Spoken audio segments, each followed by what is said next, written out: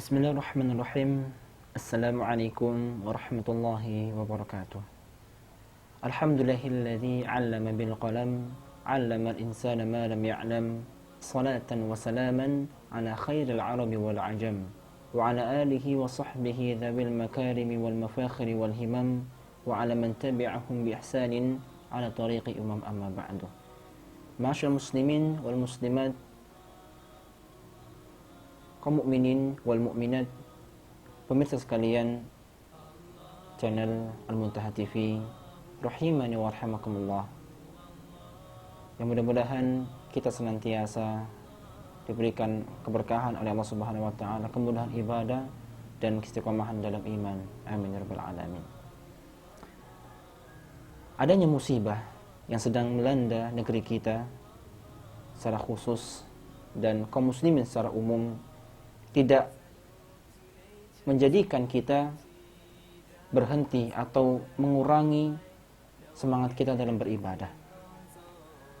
Karena di antara hikmah Allah Subhanahu wa taala memberikan musibah adalah agar Allah Subhanahu wa taala tahu mana hamba yang keimanannya jujur dan mana hamba yang keimanannya dusta.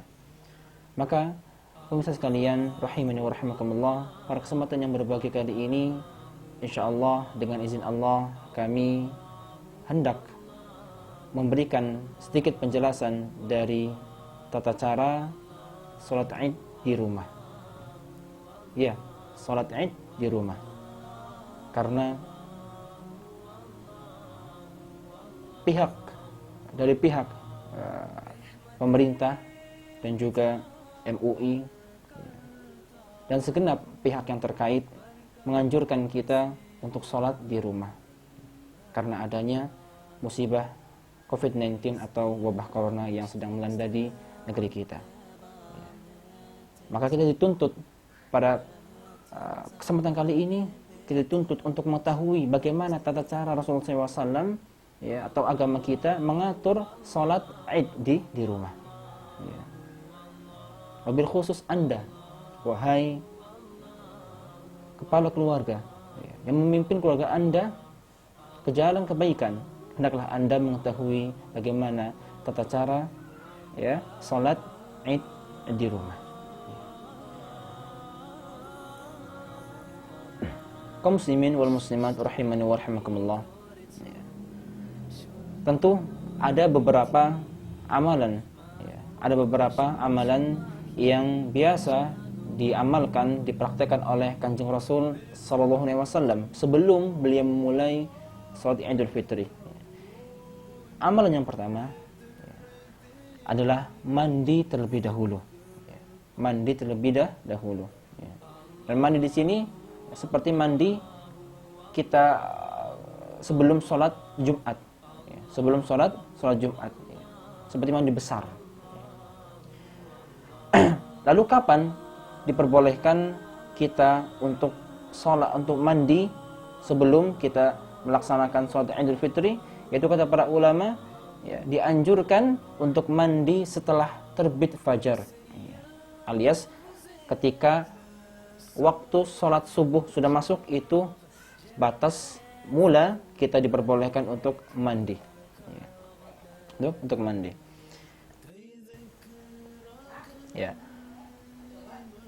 Kaum muslimin, meskipun kata para ulama, meskipun tidak ada dalil khusus yang sahih tentang hal ini, tentang sunnah ini, akan tapi para ulama mengkiaskan dengan salat Jumat, dengan salat Jumat.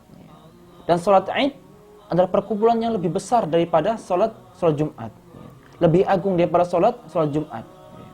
Maka salat Id lebih berhak untuk diberikan sebuah amalan sebelumnya, yaitu mandi. Sebagaimana salat Jumat pun kita disunahkan sebelum melaksanakannya untuk mandi. Ini menurut para ulama. Kemudian amalan yang kedua, jamaah sekalian yang rahimani wa rahimakumullah, adalah makan korma dengan jumlah yang ganjil. Makan korma dengan jumlah yang ganjil. Sebagaimana perkataan Anas bin Malik radhiyallahu anhu, karena Rasulullah sallallahu alaihi wasallam la yaghdu yaumal fitri hatta ya'kula tamarat wa ya'kuluhunna witran. Rasulullah sallallahu alaihi wasallam dahulu beliau tidak keluar dari rumah ya, untuk berangkat menuju tempat sholat Idul Fitri ya, sampai beliau makan beberapa butir buah kurma ya. Dan beliau memakannya dengan jumlah yang ganjil ya. dengan jumlah yang ganjil. Lalu apa hikmah dari makan buah kurma? Disebutkan oleh para ulama, di antara hikmahnya adalah yang pertama, kita menunjukkan bahwa hari tersebut, hari Idul Fitri tersebut adalah hari yang tidak berpuasa lagi. Kita sudah tidak berpuasa lagi. Ditandai dengan apa? Pagi hari kita makan kurma. Kemudian hikmah yang kedua adalah kita menunjukkan ketaatan kepada Allah Subhanahu wa taala karena Allah dan Rasulnya sallallahu alaihi wasallam memerintahkan kita di hari itu untuk tidak berpuasa, alias makan. Makanya makna yang betul dari Idul Fitri adalah hari raya makan, hari raya berbuka. Fitri artinya kembali makan, bukan suci. Kemudian yang ketiga, hikmah yang ketiga disebutkan oleh para ulama adalah karena ini merupakan sunnah Rasulullah SAW, kebiasaan beliau sallallahu alaihi wasallam manakala beliau berbuka puasa, beliau berbuka dengan kurma. Dan kita di Idul Fitri kita berbuka di mana sebelumnya hari 30 Ramadan kita masih berpuasa. Kaum muslimin wal muslimat rahimani wa rahimakumullah. Pertanyaannya, lalu kalau kita nggak punya kurma bagaimana? Kata para ulama tidak apa-apa, makan seadanya. Makan makanan seadanya. Namun beberapa ulama memandang bahwa selayaknya makanan pengganti kurma adalah makanan-makanan yang manis. Wallahu ta'ala bishawab. Kaum muslimin wal muslimat, azanillahu wa iyyakum, yang mudah-mudahan kita semuanya senantiasa diberkahi, dimuliakan oleh Allah Subhanahu wa taala. Kita lanjutkan pembahasan kita. Kalau tadi amalan-amalan sebelum kita memulai salat Id. Sekarang kita membahas beberapa poin berkaitan dengan salat Idul Fitri di rumah. Jumhur ulama atau mayoritas para ulama berpendapat disyariatkannya salat Id. Salat Id secara umum bagi wanita, budak, kemudian orang yang sakit dan orang yang di rumah, orang yang musafir, kemudian meskipun sendirian, meskipun mereka melaksanakan sholat sendirian di rumah, hal ini bisa kita analogikan kepada keadaan kita pada kesempatan kali ini. Ada penghalang di mana kita melaksanakan sholat Idul Fitri sebagaimana mestinya, normalnya, seperti tahun-tahun kemarin, di mana kaum muslimin sholat Idul Fitri atau Idul Adha, sholat Id secara umum di lapangan atau di masjid-masjid. Akan tapi karena adanya wabah ini, adanya musibah ini, Allah Subhanahu wa taala dengan syariat yang begitu mudahnya ini membolehkan kita untuk sholat Id di rumah. Hal ini diperkuat oleh perkataan Al-Imam Al-Bukhari. Beliau membawakan satu bab dalam kitab Sahih Bukharinya. Beliau mengatakan, "Idza fatahul 'idu yusalli rak'ataini, wa kadzalika an-nisa wa man kana fil buyuti wal qura liqauli an-nabiy sallallahu alaihi wasallam, hadza 'iduna ahlal Islam." Al-Imam Al-Bukhari mengatakan bab jika seseorang terluput dari salat Id, tidak tertinggal atau tidak mampu secara bersamaan dengan kaum muslimin yang lainnya, maka dia salat 2 rakaat. Salat 2 rakaat. Demikian pula para wanita dan orang-orang yang berada di rumah dan berada di kampung-kampung, yang mana ada beberapa faktor yang menghalangi mereka untuk melaksanakan salat Idul Fitri atau Id secara umum secara jamaah besar ya, dengan masyarakat. Ya. Dan hal ini berdasarkan sabda Kanjeng Rasul sallallahu alaihi wasallam, ini adalah hari raya kita kaum muslimin. Ya. Artinya apa? Ya, kata para ulama, ya, artinya adalah setiap insan, setiap muslim berhak untuk merayakan Idul Fitri. Ya. Idul Fitri. Ya. Makanya disyariatkan salat Idul Fitri walaupun di rumah, walaupun sendirian. Manakala ada faktor menghalangi kita ya, untuk melaksanakannya di masjid atau di lapangan. Ya. Dan juga diperkuat dengan Anas bin Malik, ya, praktek Anas bin Malik radhiyallahu anhu. Beliau pernah memerintahkan salah seorang budaknya yang bernama Ibnu Abi Utbah ya, untuk menjadi imam ya, di keluarga Anas bin Malik ya. Di keluarga Anas bin Malik ya. Kemudian juga Atha ya, seorang ulama mengatakan idza fatahul 'idu shalla rak'ataini. Ya. Apabila ya seorang luput dari salat Id, maka ia salat 2 rakaat di rumah ataupun sendirian. Ya. Ini semuanya ya, ya dijadikan oleh jumhur ulama, mayoritas ulama bahwa barang siapa yang terluput ya, dari salat Id maka hendaklah dia mengqadha'nya. Ya. Mengqadha'nya. Yaitu mengqadha'nya dengan salat 2 rakaat ya. Dan takbir sebagaimana salat Id biasa. Ya. Seperti biasanya. Alias bisa kita simpulkan bahwa kita boleh melaksanakan salat Idul Fitri di rumah. Ya. Di rumah.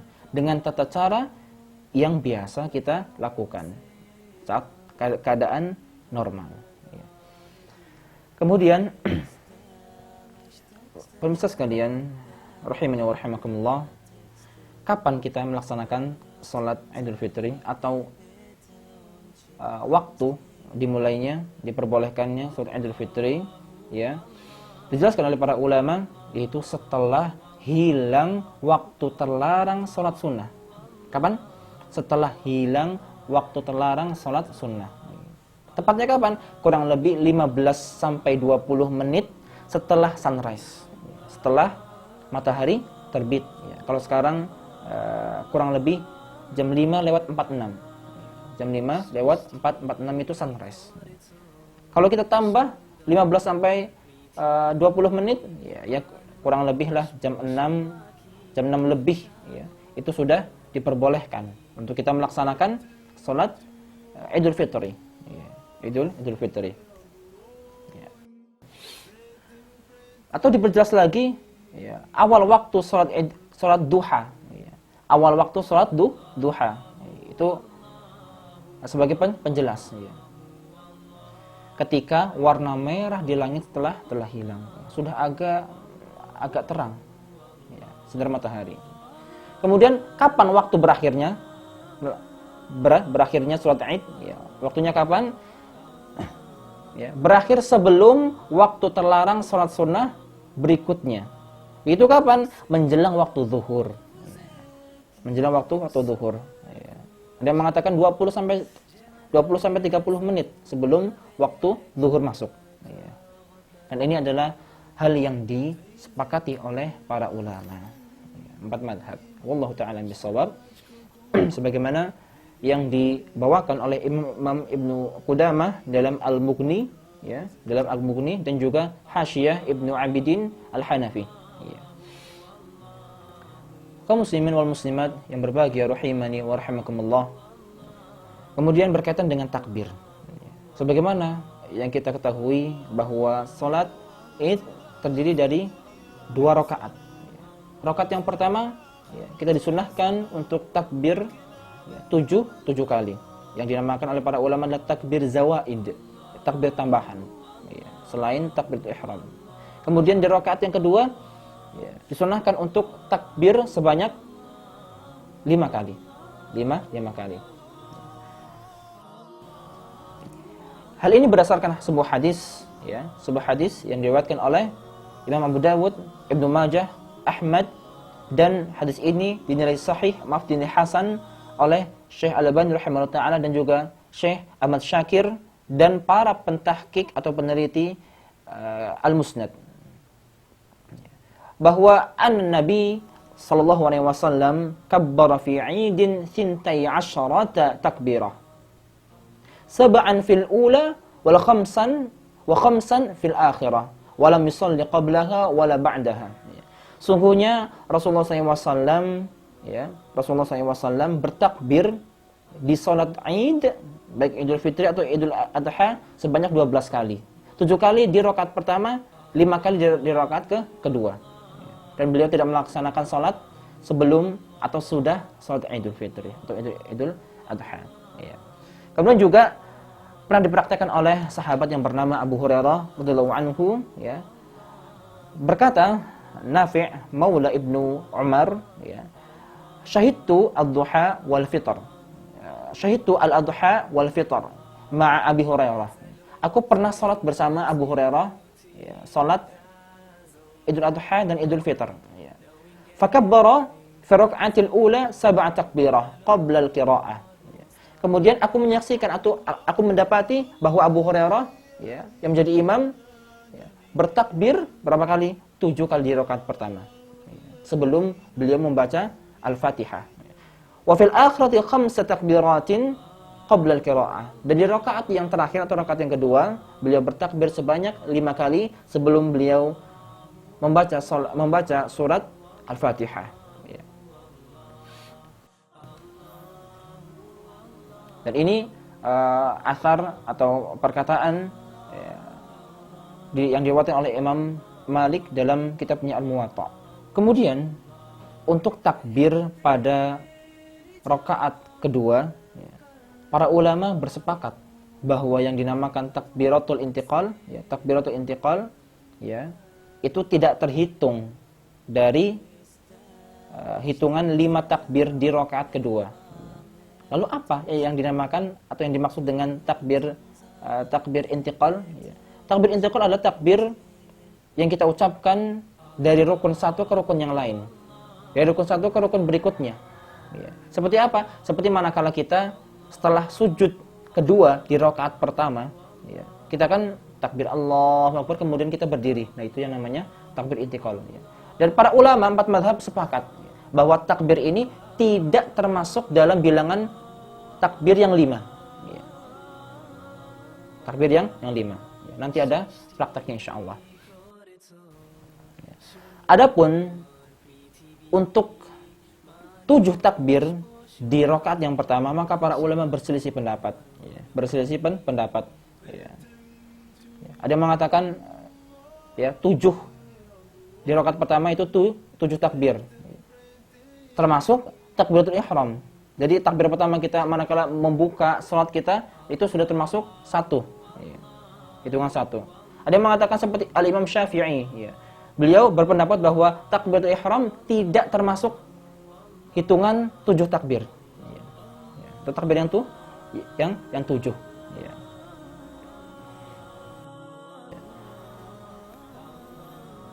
Sehingga mazhab Syafi'i total takbir salat Id menurut mereka di rakaat yang pertama adalah 8 takbir. Lalu mana yang benar? Kalau kami sendiri lebih condong ke pendapat yang 7. Pendapat yang 7. Apabila pendapat yang 7 alias takbiratul ihram termasuk yang 7 itu. Ustaz, bagaimana apabila saya yang 8? Silakan. Al-amru huna wasi'. Perkara ini luas. Alias ada dalilnya masing-masing. Para pemirsa Al-Mutahhar TV dimanapun Anda berada, rahimani wa rahimakumullah. Selanjutnya, kapan kita bertakbir, takbir zawaid? Kapan kita melakukan takbir zawaid? Apakah setelah kita membaca doa iftitah? Tentu yang dimaksud di sini adalah takbir zawaid yang 7, atau sebelum doa iftitah. para ulama berbeda pendapat, ya, dan jumhur ulama, mayoritas ulama dari madhab ya, Hanafi, Syafi'i dan Hambali, ya, mereka berpendapat bahwa takbir zawaid ya, itu dilakukan setelah kita membaca doa iftitah. Ya. Jadi Allahu Akbar, ya, takbiratul ihram, kemudian kita membaca iftitah dulu. Ya. Ini Syafi'i, Hambali dan Hanafi. Ya. Kemudian kita baru takbir yang 7. Ya. Kemudian mazhab dari Imam Malik ya, berbeda dengan jumhur ulama.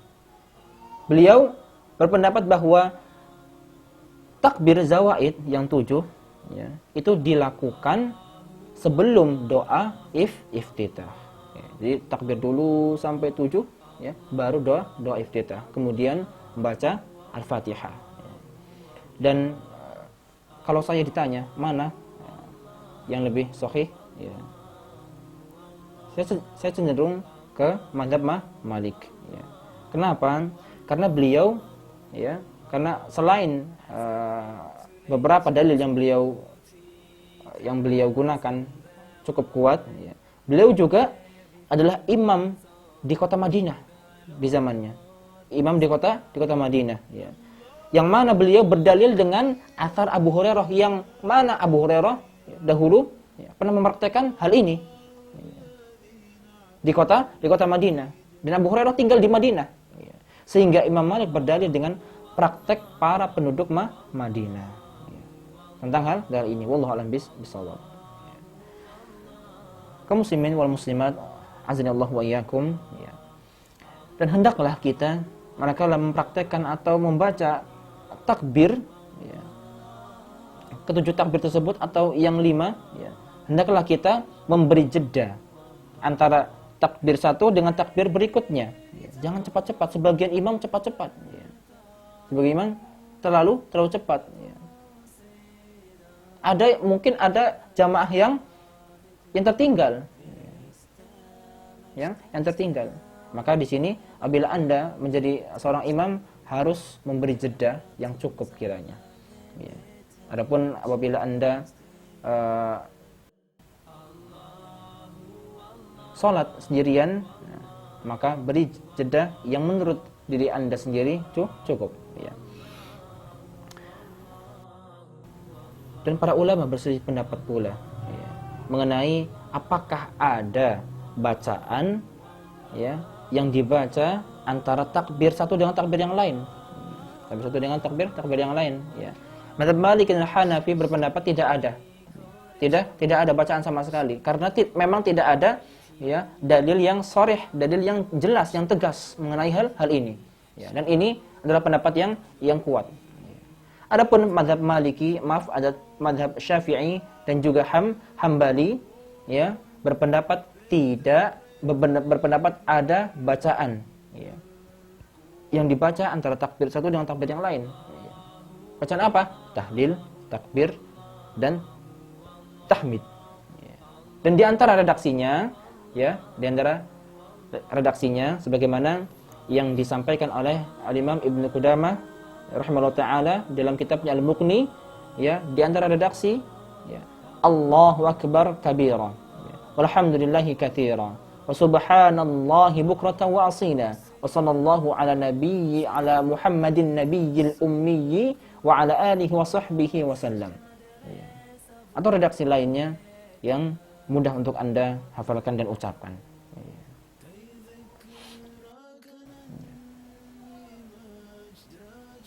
Maka di sini jika Anda memilih untuk tidak membaca, tidak mengapa. Membaca pun tidak mengapa. Ya. Sekali lagi perkara ini luas. Ya. Perlu adanya toleransi besar ya, dalam masalah fikih. Ya. Masyaallah muslimin yang berbahagia dimanapun Anda berada, rahimani wa rahimakumullah. Kita lanjutkan. Kemudian disunahkan juga setiap takbir zawaid ya, setiap takbir yang 7 atau yang 5 untuk mengangkat kedua tangan kita ya, sebagaimana kita takbiratul ihram ya, mengangkat kedua tangan seperti ini. Ya, dan ini pendapat mayoritas para ulama. Ya. Di antara dalil yang mereka gunakan, ya, ternyata ketika diteliti lagi tidak ada dalil yang sharih atau yang jelas mengenai hal ini. Ya. Tapi para ulama menggunakan dalil qiyas, ya, dalil qiyas terhadap athar atau praktek Ibnu Umar radhiyallahu anhu yang ketika sholat jenazah beliau mengangkat setiap takbir, mengangkat kedua tangan setiap takbir, ya, setiap kali takbir. Ya. Dan dari sini kata para ulama sisi pengkiasannya adalah sama-sama takbir yang berulang dalam posisi berdiri. Ya, ini mengangkat kedua tangan. Ya. Kemudian permasalahan, ya, jika lupa takbir zawaid, jika seorang imam, ya, atau orang yang melaksanakan sholat Id secara munfarid sendirian, dia lupa tidak takbir zawaid. Setelah takbiratul ihram langsung dia baca doa iftitah, kemudian baca Al-Fatihah, ya, dia meninggalkan zawaid, ya. Dan baru ingat ketika dia sedang membaca Al-Fatihah. Ya. Apa sikap yang benar? Apa yang harus kita lakukan? Jumhur ulama berpendapat, mayoritas ulama berpendapat, ya, bahwa tidak perlu sujud sahwi. Ya. Tidak perlu sujud sahwi jika meninggalkan takbir zawaid. Ya. Jika meninggalkan takbir zawaid, ya. Baik meninggalkannya karena lupa atau bahkan karena sengaja. Ya. Ini, ya, sebagaimana yang diterangkan oleh Al-Imam Syafi'i dalam kitabnya Al-Um. Ya. Kemudian jika ingatnya, ya, sedang membaca Al-Fatihah, maka apa yang harus kita lakukan? Dijelaskan juga oleh Al-Imam Syafi'i dalam kitab yang sama, ya, sebaiknya ia melanjutkan bacaannya dan tidak perlu mengulangi takbir zawaid, ya. Karena apa? Karena takbir zawaid hukumnya sunnah, ya. Hukumnya sunnah, ya. Misalnya Allahu Akbar takbiratul ihram, kemudian dia membaca doa iftitah, kemudian Al-Fatihah, dia baru ingat, ya, oh tadi saya belum takbir yang 7, ya. Atau qiraat yang kedua saya tadi belum takbir, langsung Al-Fatihah. Bagaimana? Lanjutkan Al-Fatihah. Tidak harus mengulang, ya, tidak harus mengulang, dan juga tidak harus sujud sahwi, ya, sujud karena lupa. Ya. Dan juga Al-Imam Asy-Syafi'i memberikan sebuah penjelasan, jika seorang sudah terlanjur membaca Al-Fatihah, lalu dia ingat bahwasanya belum takbir zawaid, ya, maka tidak mengapa jika ia memutuskan bacaannya, ya, lalu dia bertakbir dan mengulang bacaan Al-Fatihahnya lagi, ya. Jadi Allahu Akbar, kemudian iftitah, kemudian Bismillahirrahmanirrahim, Alhamdulillahirabbil alamin, Arrahmanirrahim. Oh, baru ingat tadi saya belum takbir, ya. Dia langsung takbir, memutus bacaannya Allahu Akbar 7 kali atau 5 kali, ya, tergantung rakaatnya. Kemudian dia baca Al-Fatihah lagi kedua kalinya. Ya, itu kata Imam Asy-Syafi'i, dan tidak perlu sujud sahwi, ya. Atau jika dia melanjutkan bacaannya tanpa melakukan sujud, tanpa melakukan takbir zawaid pun tidak mengapa, ya. Tidak mengapa. Sekali lagi ini disebutkan oleh Imam Syafi'i dalam kitabnya Al-Um jilid yang pertama, ya. Kaum muslimin wal muslimat yang berbahagia dimanapun Anda berada, pemirsa Al-Muntaha TV rahimani wa rahimakumullah, apa yang kita baca setelah Al-Fatihah? Apa yang kita baca setelah Al-Fatihah? Alias suratan apa sih yang disunahkan ketika kita baca di salat Id? Ya. Disunahkan membaca di rakaat pertama surat Al-A'la, kemudian di rakaat yang kedua surat Al-Ghasyiyah. Ya. Sabbihisma rabbikal a'la yang pertama, rakaat pertama, rakaat yang kedua hal ataka hadil ghasyiyah. Atau sunnah yang lain juga di rakaat pertama membaca surat Qaf wal Qur'anil Majid, dan rakaat yang kedua surat Al-Qamar, ya. Iqtarabatis sa'atu wa syaqqal qamar. Ya, itu juga boleh. Berarti ada dua opsi, dua pilihan di sini. Ya. Opsi yang pertama berdasarkan hadis, ya, An-Nu'man bin Bashir, beliau pernah berkata, kana Rasulullah sallallahu alaihi wasallam yaqra'u fil 'idain wa fil jumu'ah bisabbih ismi rabbikal a'la wa hal ataka hadithul ghashiyah. Adalah Rasulullah sallallahu alaihi wasallam, beliau pernah dalam salat Idul Fitri, Idul Adha dan juga salat Jumat, ya, beliau membaca surat Al-A'la dan juga surat Al-Ghashiyah. Al-A'la di rakaat pertama, Al-Ghashiyah rakaat kedua, hadis riwayat Muslim, hadis sahih. Ya. Kemudian dalil dari opsi atau pilihan yang kedua tadi dari Abu Waqid Al-Laitsi, beliau pernah berkata radhiyallahu anhu, kana yaqra'u fihi ma biqaf wal Qur'anil Majid waqtarabatis sa'atu wa ansyaqqal qamar.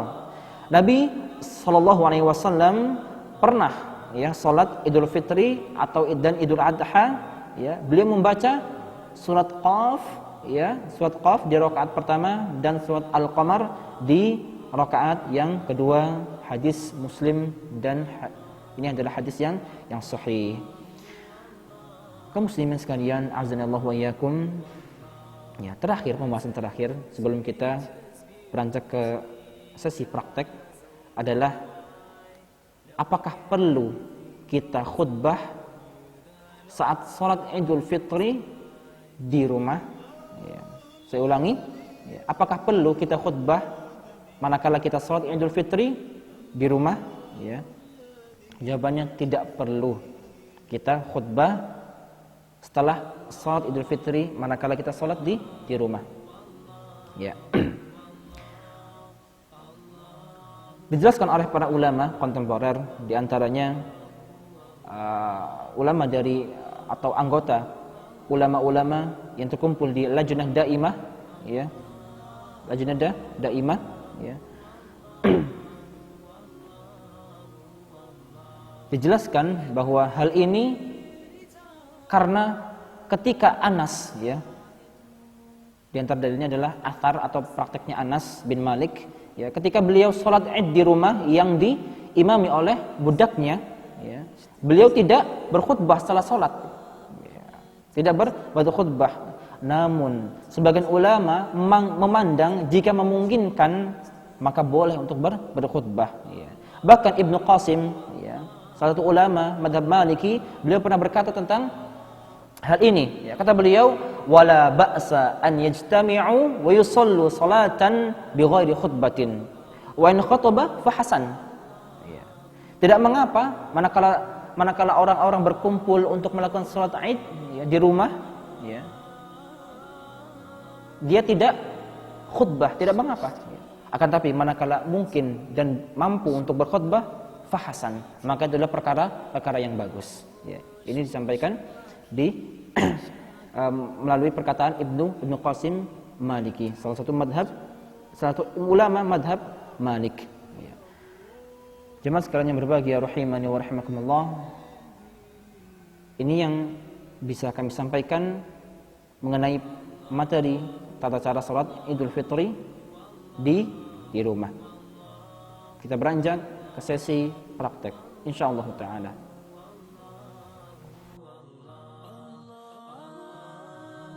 Kaum muslimin wal muslimat, azanallahu wa iyyakum. Tiba saatnya kita mempraktekkan apa yang telah kita bahas bersama, ya, mengenai tata cara salat Id di rumah, ya. Kita mulai dari takbiratul ihram, ya, dan seterusnya. Sebagaimana yang kita ketahui atau yang kita telah bahas bersama tadi, ya, pertama yang harus kita lakukan tadi sebelum salat mandi sunnah, ya, mandi. Kapan? Setelah fajar, ya. Kemudian sebelum kita beranjak ke tempat salat atau kita sebelum salat, ya, kita disunahkan untuk makan kurma dengan jumlah yang ganjil, ya. Kemudian kita praktek salat Idul Fitri, ya. Yang pertama kita harus takbiratul ihram, sebagaimana kita takbiratul ihram, ya. Mengangkat kedua tangan, ya. Kemudian yang kita pilih, ya, menurut pendapat yang kami anggap kuat adalah langsung takbir zawaid, ya. Dan takbiratul ihram termasuk, ya, takbir zawaid, ya. Allahu akbar. Takbiratul ihram ini satu kali. Allahu akbar. Dua kali. Allahu akbar. Tiga. Allahu akbar. Empat. Allahu akbar. Lima. Allahu akbar. Enam. Allahu akbar. Tujuh. Ya. Dan antara jeda antara satu takbir dengan takbir yang lain, ya, menurut mazhab Hanafi dan Maliki tidak ada dalil yang sharih, maka kita tidak membaca apa-apa. Apabila Anda ingin membaca dengan redaksi-redaksi yang mengandung makna tahlil, tahmid dan tasbih, silakan. Al-amru fihi wasi', ya. Perkaranya luas, ya. Terlebih didukung juga dengan pendapat mazhab Hambali dan Syafi'i, ya. Setelah itu, setelah takbir yang ketujuh, kita membaca doa iftitah seperti biasa. Allahumma ba'id baini, Allahu akbar kabira, terserah Anda. Kemudian kita membaca, ya, Al-Fatihah. Ya. Setelah membaca Al-Fatihah, rakaat pertama kita disunahkan membaca apa? Tadi Al-Ghasyiyah atau surat Qaf. Ya. Setelah itu seperti biasa kita ruku, Allahu akbar. Ya. Sami Allah liman hamida, kemudian sujud, ya, seperti biasa, sujud dua kali, ya, tidak ada bedanya. Kemudian takbir intiqal, ya, takbir intiqal. Ketika kita sujud kedua di rakaat yang pertama, Allahu akbar, beranjak ke rakaat yang kedua, ini namanya takbir intiqal. Dan para ulama sepakat bahwa ini tidak dihitung, ya, tidak dihitung bersama takbir yang 5 di rakaat yang kedua. Ya, jadi Allahu akbar tadi untuk berdiri, kemudian kita takbir 5, ya, 5 kali. Allahu akbar. Allahu akbar. Allahu akbar. Allahu akbar. Allahu akbar. Ya, 5 kali. Kemudian membaca Al-Fatihah dan surat yang disunahkan, ya, itu surat Al-Ghasyiyah, ya. Maaf, tadi berarti saya salah. Tadi surat Al-A'la, ya, Sabihisma, surat Al-A'la. Adapun rakaat yang kedua surat Al-Ghasyiyah atau surat, ya, Al-Qamar. Iqtarabatis sa'atu wa syaqqal qamar. Ya. Kalau misalnya tidak ada yang dihafal bagaimana? Ya. Surat pendek pun tidak mengapa. Ya, surat pendek pun tidak mengapa. Ya. Setelah itu seperti biasa, ya, ruku lagi, kemudian sujud sampai salam. Ya. Lalu bagaimana manakala kita lupa? Tadi kita jelaskan bagaimana jika seorang imam atau orang yang munfarid salat lupa takbir zawaid, ya. Allahu akbar, takbiratul ihram, kemudian dia lupa, langsung baca doa iftitah, langsung kemudian Al-Fatihah, ya. Dan dia ingat manakala dia membaca Al-Fatihah, ya. Maka praktiknya seperti ini, ya. Ada dua pilihan. Pilihan yang pertama atau opsi yang pertama adalah Bismillahirrahmanirrahim. Alhamdulillahi rabbil alamin. Ingat, ya. Kita langsung ingat, ya. Langsung takbir. Allahu akbar. Allahu akbar 7 apabila ingatnya lupanya di mana? Di rakaat pertama, ya. 5 kali apabila lupanya di rakaat kedua, ya. Balik sudah takbir yang ke-7 kali, kemudian membaca Al-Fatihah kedua kalinya, ya, untuk menyempurnakan Al-Fatihah. Berarti Bismillahirrahmanirrahim sampai akhir. Ya, ini yang dijelaskan oleh Al-Imam Asy-Syafi'i dalam kitabnya Al-Um. Ya. Ini opsi yang pertama. Opsi yang kedua, bablas. Ya, bablas. Tidak kembali, ya, tidak kembali itu ke sujud takbir zawaid, akan tapi membaca Al-Fatihah sampai selesai. Ya, sampai selesai, dan tidak, sekali lagi, tidak mengulang sujud takbiratul az-zawaid, ya, dan juga tidak sujud sahwi sebagaimana dijelaskan sekali lagi oleh Asy-Syafi'i, ya, Imam Asy-Syafi'i dalam kitabnya Al-Um. Ini yang bisa kami sampaikan. Kurang lebihnya mohon maaf. Semoga yang sedikit ini bisa bermanfaat untuk diri saya pribadi, jamaah sekalian, kaum muslimin sekalian, dan para pemirsa Al-Muntaha TV dimanapun Anda berada. Ya. Semoga Allah Subhanahu wa taala senantiasa menjaga keimanan kita, takwaan kita, walaupun saat ini Allah Subhanahu wa taala sedang menguji kita dengan adanya wabah COVID-19. Semoga Allah Subhanahu wa taala menerima ibadah kita di bulan Ramadan ini. Wabillahi taufiq wal hidayah. Subhanakallahumma bihamdik asyhadu an la ilaha illa anta astaghfiruka wa atubu ilaik. Assalamualaikum warahmatullahi wabarakatuh.